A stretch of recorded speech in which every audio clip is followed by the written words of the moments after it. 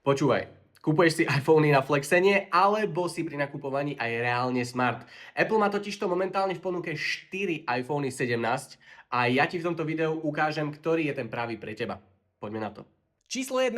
iPhone 17e. Ak máš obmedzený budget, toto je tvoja voľba. Za polovicu ceny drahých modelov dostaneš takmer rovnaký výkon. Je tu totižto najnovší A19 čip a až 8 GB ramky. Je tu moderný dizajn a foťak, ktorý na bežné momentky a TikTok bohato stačí. Jeho najväčšia slabina je však displej, kde ponúka len 60 Hz obnovaciu frekvenciu. Číslo 2. Základný iPhone 17. Toto je telefón, ktorý by si malo kúpiť 90% z vás. Máš tu konečne plynulý 120 Hz displej a dva skvelé foťáky. Ja naproč úprimne aj tak nevyužívam telefoto objektív. Máš tu čip A19 a 8 GB ramky, takisto ako v iPhone 17e. Teda skvelý výkon a dovolím si povedať, že toto je najrozumnejšia kúpa zo všetkých iPhoneov momentálne. Číslo 3. Úplná novinka iPhone R. Toto je čistá štýlovka a moja srdcovka. Je to najtenší iPhone, aký kedy Apple vyrobil. Má rovnaké vnútornosti ako iPhone 17 Pro, teda čip A19 Pro a až 12 GB ramky. Telo je zo skla a titánu, je tu krásny XDR displej so 120 Hz